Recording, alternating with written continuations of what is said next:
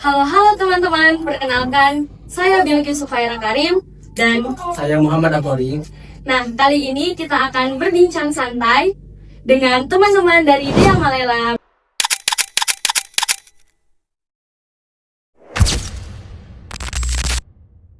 Boleh perkenalan dulu?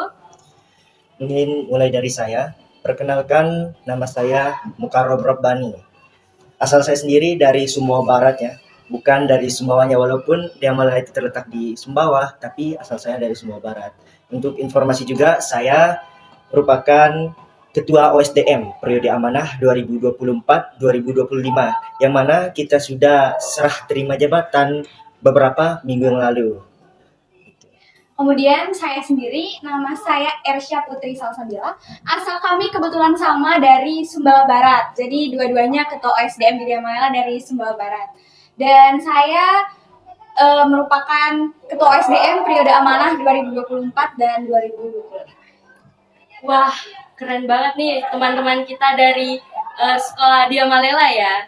Nah, kebetulan kami juga ini bukan sekedar siswa biasa nih. Nah, saya itu sebagai ketua OSIS di tahun 2025-2026 dan ini wakil saya. Nah, jadi kita bisa sharing-sharing mengenai organisasi kita dan sekolah kita mungkin ya. Boleh. Boleh. Nah, saya pengen nanya sih, kalian udah 5 hari ya di Iya. sini ya? 5 hari. 5 hari. Nah, selama 5 hari itu kalian udah dari mana aja nih? Di Kairo mungkin, di luar Kairo apa gimana? Ya, jadi selama kami 5 hari di Kairo, bukan hanya di Kairo aja, kami sempat juga mengunjungi kota Alexandria, kota Iskandaria yang ada di sana. Jadi hari pertama itu kami sampai di Kairo itu jam 12 malam ya. Ya, jam 12 malam kita tiba di sana, langsung disambut oleh bis Al-Azhar, langsung kita diantarkan ke Madinah Quds. Langsung pada hari setelahnya, itu pada hari kedua, kami mengunjungi Masjid Al-Azhar. Nah, di sana juga kami mendapatkan banyak wawasan. Di sana dijelaskan oleh guide-nya langsung, yang merupakan orang Mesir juga ya. Cukup mendalami juga gimana gitu rasanya, kayak wah gini dia nih peradaban Mesir pada zaman dahulu. Gini kayak ada vibes zaman dulu lah kita dapatkan setelah kita kunjungi Masjid Al-Azhar tersebut. Lalu pada hari setelahnya kita juga mengunjungi PCIM, PCIM Mesir. Nah di sana kita mendapatkan ilmu lebih juga tentang Mesir, karena di sana kita dijelaskan, diberikan gambaran mengenai apa saja sih yang ada di Mesir, apa saja ciri-ciri Mesir, apa saja sebutan nama lain dari Mesir. Nah di sana juga kita dapat banyak belajar tentang sejarah, terutama sejarah Mesir kuno gitu. Wow, jadi selama 5 hari kalian udah banyak mengunjungi tempat-tempat di Mesir nih. Nah, menurut perspektif kalian nih, kan di Mesir itu mahasiswanya banyak, terutama di Al-Azhar. Kita tahu di Al-Azhar itu banyak sekali mahasiswa yang berprestasi. Nah, sehubung kalian adalah boarding school ya? Ya. Nah, Islamic boarding school. Apakah kalian tertarik untuk kuliah di Al-Azhar gitu? Kalau saya pribadi sebenarnya sedikit tertarik karena saya jujur mau kuliah di bidang usuluddin. Wah. Jadi lumayan tertarik nih untuk kuliah di Al-Azhar. Apalagi kan hubungan Al-Azhar, Grand Sheikh dan pengasuh di Amalela itu cukup baik. Jadi mungkin kita bisa mendapatkan bantuan gitu, lebih mudah untuk kuliah di Al-Azhar. Cuman untuk kuliah di Mesir, sepertinya saya juga perlu mempertimbangkan beberapa hal ya, karena setelah 5 hari ada di Mesir, ada beberapa culture shock ya yang saya dapati. Pertama mungkin terkait dengan makanan nih, kan di Mesir sama Indonesia tuh beda makanannya dari bumbu-bumbunya, jadi mungkin agak kaget gitu lidahnya. Dan untuk misalnya saya kuliah di sini selama 4 tahun dan harus makan kayak gitu, kayaknya nggak bisa sih. Jadi masih pengen ngerasain makanan Indonesia. Iya. Mungkin kalian mau nanya-nanya tentang kami di sekolah Indonesia Kairo kayak gimana? Mungkin untuk saudari Bilqis sih, soalnya gimana nih saudari Bilqis, apakah semenjak dari kelas 9 ya baru pindah ke sini. Apakah muncul ketertarikan juga untuk melanjutkan pendidikannya di Mesir ini ataupun di Al-Azhar? Sejauh ini sih saya sekolah di Indonesia Kairo lebih tertarik kuliah di Indonesia. Sebaliknya ya Iya. dari kalian. Soalnya gimana ya? Secara pribadi saya kurang bisa bahasa Arab. Ya. Iya. Dan juga nggak tertarik kuliah di Al-Azhar. Nah, menurut saya pengen lebih mendalami bagian teknologi di Indonesia gitu. Eh, Menurut riset saya, kampus-kampus di Indonesia itu nggak kalah jauh baiknya dengan yang di luar negeri. Mungkin kalau misalnya saya nggak diberi kesempatan di Indonesia, saya bakalan ke luar negeri mungkin, tapi bukan di Mesir. Oh, kalau saya pribadi sih bukan enggak tertarik ya sama budaya yang ada di Mesir. Kalau masalah makanan, saya enak-enak aja, makanya heran teman saya waktu saya makan. Lahap banget nih makan makanan Mesir nih, heran ya. Kalau saya enak-enak banget, saya heran juga. Kenapa kalian udah suka makan makanan Mesir nih? Enak gitu loh. Jadi saya ngabisin jatah-jatahnya mereka. Kalau masalah ngebut-ngebutan kan, saya sering dengar tuh, kalau di jalan nih, setiap malam kan kita di atas gedung di Bus nih. Setiap malam ada mobil, tit. Wah, kaget nih teman-teman saya nih. Wah, lebih barbar ternyata orang Mesir daripada orang Indonesia nih, gitu. Tapi saya biasa-biasa aja gitu. Nah, kalau untuk ketertarikan lanjut kuliah sih bukan udah tertarik ya untuk belajar agama, tapi untuk belajar agama sih menurut saya penting. Saya merasa bisa otodidak untuk belajar agama sendiri. Itu alasan saya kenapa nggak mau ke Al-Azhar. Karena jujur untuk informasi juga, saya juga udah urus pemberkasan untuk daftar beasiswa ke Rusia. Itu juga salah satu alasan saya mengapa tidak ingin melanjutkan studi saya ke Al-Azhar. Itu. Nah, ngomong-ngomong culture shock ini, di sini saya punya teman di mana dia dari kecil ya Kori lahir di sini, tapi dia warga negara Indonesia. Nah, gimana sih Kori? Menurut kamu tinggal di Mesir gimana? Apakah nyaman? Dan jika kamu compare dengan di Indonesia selama kamu liburan, gimana sih rasanya kedua bisa hidup sebagai warga negara Indonesia tapi sekolah di Mesir gitu. Menurutku sih kalau tinggal di Mesir itu ya enak-enak aja ya. Tapi ya emang ribut. Banyak polusi juga ya kan, berdebu juga. Nah di Indo makannya enak banget. Aku di Indo banyak banget makan. Iya. Nah itu makanya saya setuju dengan pernyataan kakak tadi. Makan di sini emang agak kurang bervariasi lah. Kurang bervariasi. Iya. Nggak apa-apa kok, campur aja sama sambal terasi dari Indonesia. Enak kok. Terus aku penasaran nih sama Bilkis. Kamu kan baru pindahan dari Indonesia terus sekolah di Kairo. Nah, adaptasi awal waktu di Kairo itu bagaimana? Adaptasi pertama aku tuh aku heran. Aku kan datangnya tahun 2023 di bulan Juli. Nah, di situ kondisi cuaca Mesir itu panas banget. Di hari pertama saya mendarat, saya masih tinggal di rumah. Keesokan harinya, tanpa melihat prediksi cuaca, saya pergi ke piramid dengan kondisi cuaca sekitaran 48 derajat. Nah, di situ panas banget. Habis itu aku shock banget. Nah, setelah itu setelah 1 minggu di Mesir, saya baru sekolah di sini. Culture shock pertama saya sekolah di sini, ya saya heran aja. Aku kan asalnya dari Sulawesi kan. Nah, di sini tuh semua muridnya pakai bahasa Indonesia. Bahasa Indonesia itu baku banget dan bisa dibilang ada beberapa anak yang pakai jaksel banget gitu loh. Makanya aku shocknya di situ. Nah, setelah 1 tahun, saya fokusnya di kelas 9, di mana kelas 9 itu ya emang harus fokus ke lulusan. Nah, di situ aku tipikal orang yang pendiam banget. Selagi saya jadi seorang yang pendiam, aku juga ya bisa dibilang menilai orang-orang di sekitar aku dan nyontek dikit gimana sih hidup di Mesir dan kita harus bersikap apa, harus modal apa, apakah modal bahasa, modal mental selama tinggal di Mesir ini. Nah itu aja sih. Apakah Kori punya pertanyaan buat mereka? aku agak tertarik sih sama kan tadi ada kan video itu kan, Iya, video yang Profil. tentang profil sekolah. Nah kan itu ada banyak program-program yang lomba-lomba itu. Iya, program. Penasaran, itu abang udah ikut lomba apa aja? Oh, kalau saya sendiri sih ada kan tadi ditampilkan juga salah satu co-kurikuler. Kalau di sekolah lain biasanya disebut ekstrakurikuler. Nah, jadi ada drum band namanya.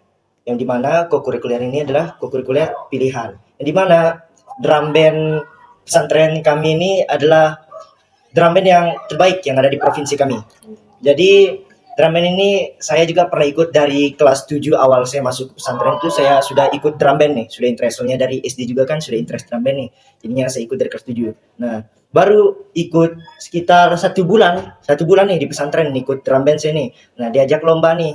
Pas masa-masa Covid itu ada lomba untuk lomba virtual sih di Thailand.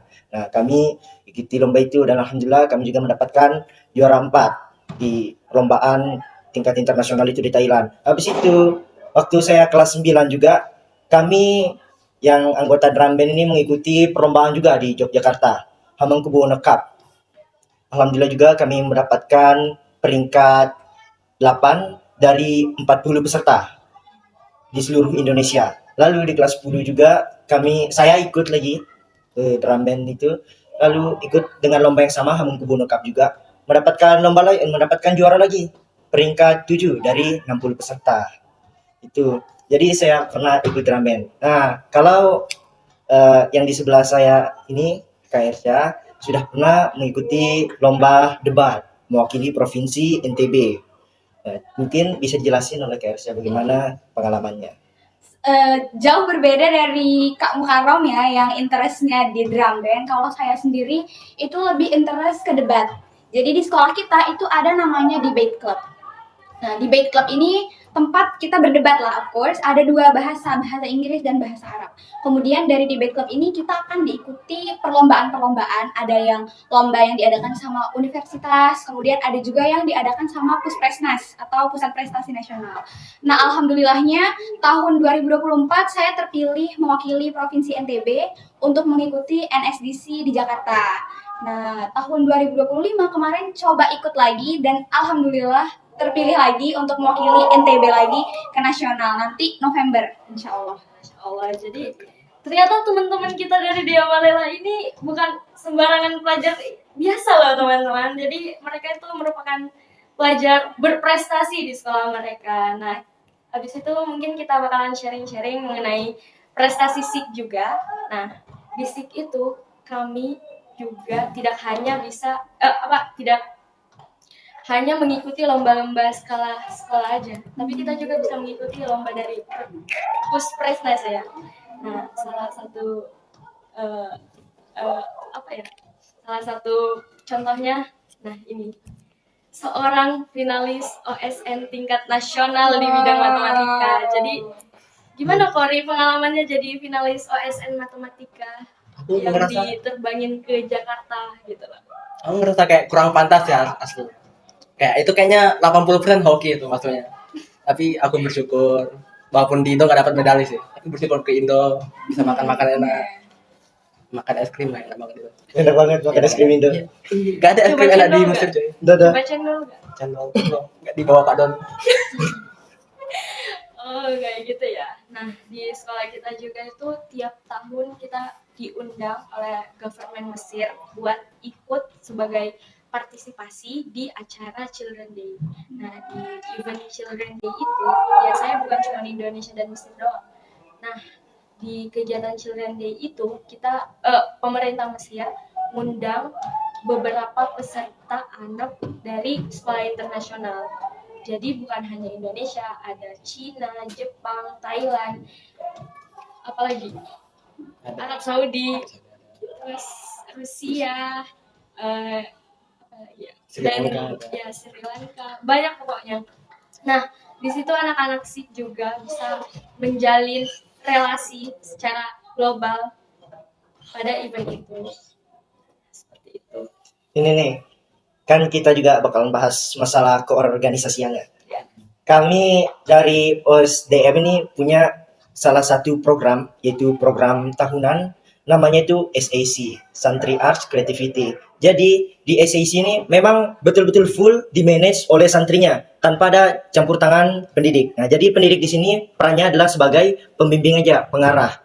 Nah, jadi full semuanya dikerjakan oleh santri. Yang dimana di acara itu kita membuat semacam pentas seni, yang dimana untuk mengembangkan minat dan bakat untuk di bidang seni untuk seluruh santri di Malala. Jadi seluruh santri itu menampilkan penampilan budaya maupun budaya itu budaya lokal maupun itu budaya internasional. Nah, saya jadi punya pertanyaan nih, apakah di SIG juga mempunyai program semacam itu untuk mengembangkan minat dan bakat kesenian, terutama untuk kesenian budaya lokal Indonesia ya, kan kita ada di Mesir nih, SIG ini ada di Mesir. Jadi gimana?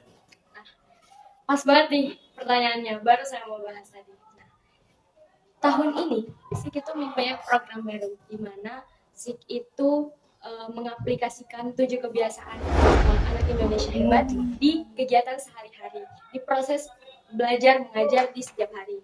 Nah, di mana setiap pagi itu Sekolah Indonesia Kairo mengadakan sebuah pembiasaan, di mana Senin itu Minggu dulu ya. Jadi Minggu itu ada pembiasaan bermasyarakat, hari Senin ada pembiasaan seni kreasi, di mana pembiasaan itu kita menampilkan berbagai macam tradisi di Indonesia, permainan tradisional, dan juga tari-tarian, musikalisasi, dan juga drama di Indonesia. Nah, mungkin dari situ setiap hari Senin kita menampilkan penampilan tersebut. Nah, di mana siswa-siswi SIG itu bisa belajar budaya Indonesia tanpa harus ke Indonesia. Nah, di hari Rabu di hari Selasa ada pembiasaan numerasi atau gemar belajar. Nah, di mana pembiasaan numerasi ini kami itu diajarkan untuk berpikir logis, nah kritis dan juga cinta terhadap belajar seperti itu. Nah, di hari Rabu ada pembiasaan makanan bergizi. Nah, di mana untuk hari Rabu itu siswa itu harus membawa makanan yang bergizi dan boleh saja membawa cemilan, kue-kue tradisional dari Indonesia. Jadi di hari Rabu itu biasanya siswa mempresentasikan bekal masing-masing dari rumah. Jadi misalnya ada yang bawa onde-onde dari mana gitu, kue serundeng dari mana, nah gitu. Jadi kita memperkenalkan budaya Indonesia kan. Nah, di hari terakhir, hari Kamis itu ada pembiasaan gemar olahraga. Jadi kita senam bersama di lapangan.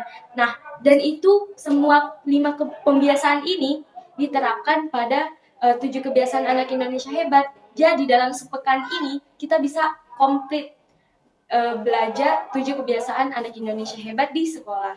Nah, sisa duanya apa? Tidur cepat dan bangun cepat, Pak. Nah, itu dikontrol oleh orang tua. Nah, biasanya orang tua bakalan update di akhir semester gimana sih pembiasaan siswa-siswi SIG di rumah, apakah mereka tidur cepat ataukah mereka bangun cepat, kayak gitu. Nanti sekolah bakalan evaluasi seperti itu. Untuk 7 kebiasaan anak Indonesia hebat juga pastinya di pesantren kami diterapkan juga karena itu merupakan program Mendikdasman ya. Iya.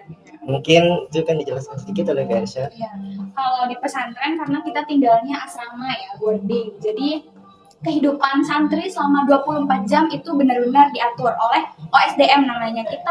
OSDM itu kepanjangan dari Organisasi Santri Dea Malela. Kalau di SIG mungkin nyatu ya, Putra Putri, tapi kalau di Dea Malela itu pisah. Jadi kita punya 2 organisasi, ada OSDM Putra dan OSDM Putri. Khusus OSDM Putri itu mengatur kegiatan santri putri seharian full, dari bangun tidur sampai tidur lagi. Begitu pula dengan OSDM Putra. Jadi kalau di Dea Malela, fungsi OSDM sendiri itu benar-benar mengatur kehidupan santri. Jadi dari bangunin santri untuk sholat subuh ke masjid selama 5 waktu itu wajib ke masjid. Dan itu dibangunin sampai nanti sebelum tidur itu OSDM juga yang akan mengarahkan santri untuk berdoa bersama sebelum tidur kayak gitu. Kemudian untuk keseharian santri, OSDM ini berperan sebagai pemberi takdif kepada santri. Jadi misalnya ada yang melanggar peraturan bahasa, nanti ada takdif bahasa. Kemudian diberikan hukuman-hukuman yang mendidik, misalnya diminta untuk membuat berita dengan bahasa Arab atau membuat reading dengan bahasa Inggris kayak gitu. Jadi OSDM sendiri fungsinya itu sebagai regulator gitu di pesantren. Nah, kalau di SIK OSISnya itu fungsinya apa aja nih? Jadi OSISIK itu pesertanya kan dari kelas 8 hingga kelas 11. Dimana yang benar-benar kelas yang udah bisa mantap, yang bisa menjadi teladan, kita masukkan ke dalam OSIS. Nah, jadi fungsi OSIS di SIK itu sebenarnya lebih berat dari kalian bayangkan. Bayangkan dari anak TKA sampai kelas 12 OSIS sebagai teladan motor penggerak bagi mereka. Jadi fokus utama SIK itu, OSIS SIK itu yang pertama menjadi teladan bagi siswa-siswinya. Yang kedua bisa menjadi motor penggerak di mana kita tiap hari ada program Satgas di mana beberapa teman-teman OSIS bakalan manggil teman-teman anak-anak untuk tertib sholat duha di masjid dan juga sholat duhur. Nah, kalian bisa bayangkan 4 lantai gedung ini kita harus keliling panggil mereka semua, ayo turun sholat duha, jadi asik bener. Dan kedua, fun fact-nya anak-anak OSIS ini dikit banget pesertanya. Berapa orang tuh? Ada 26 orang dan cowoknya ada 8 orang. Oh, dari 26 orang itu berarti dari kelas 8 sampai kelas 11 ya? Benar. Oh. Dan sistemnya itu wajib. Jadi wajib siswa-siswi kelas 8 sampai kelas 11 untuk ikut OSIS karena jumlah kita sangat terbatas. Dan fun fact-nya, saya sekelas itu cuma 3 orang. Oh my God. Jadi private class kan. Nah, jadi benefitnya, salah satu benefit sekolah di sekolah Indonesia luar negeri itu kita mempunyai peluang lebih banyak dibanding teman-teman di Indonesia. Misalnya kita kelas 12 cuma 3 orang, kemungkinan eligible-nya berapa orang dalam sekelas? Nah, bisa 1 orang terima PTN mudah gitu. Gimana? Ada pertanyaan lagi? Ada pertanyaan lagi, Bang? Ini ya, kalau di Diamalela sih yang jadi OSDM itu hanya dari santri kelas 11 saja. Mengapa demikian? Karena Diamalela sendiri itu ingin membangun seluruh santrinya itu agar memiliki skill kepemimpinan. Jadi di kelas 11 itu memang itu adalah kelas khusus yang dimana dia akan diberikan amanah untuk menjadi pengurus. Yang dimana nanti saat kelas 12-nya dia akan serah terima jabatan lagi dengan angkatan yang ada di bawahnya. Kenapa demikian? Karena setelah kelas 12 akan banyak kesibukan nih. Salah satu contohnya ini EduTrip. Ada juga nanti setelah EduTrip namanya menulis makalah ilmiah dan juga akan mempresentasikannya di depan profesor-profesor dari universitas-universitas terkenal di Indonesia. Jadi gitu. Mengapa kelas 11 saja nih yang jadi pengurus, kenapa bukan dari yang kelas lain? Kelas lainnya masih difokuskan untuk belajar biasa terlebih dahulu. Nanti saat naik kelas 11 dia akan difokuskan untuk organisasi. Dan untuk kelas 12 fokus untuk EduTrip, makalah ilmiah dan juga untuk fokus ke kuliahnya. Jadi kayak kelas 11 itu kelas yang paling sibuk ya di Diamalela itu. Sibuk banget. Benar. Nah, setelah berbincang-bincang panjang nih teman-teman, ternyata kita telah mengkomparasi lebih lanjut gimana sekolah Diamalela berjalan dan program-programnya apa saja, keunggulannya apa saja, dan juga kegiatan-kegiatannya selama di Mesir apa saja. Nah, saatnya kita cukupkan hingga di sini. Semoga kita mendapatkan insight baru dan inspirasi baru untuk kita semua. Semoga Diamalela dengan kunjungan singkatnya di Sekolah Indonesia Kairo mendapatkan kesan baik dan juga memberikan pengalaman dan wawasan bagi kita semua.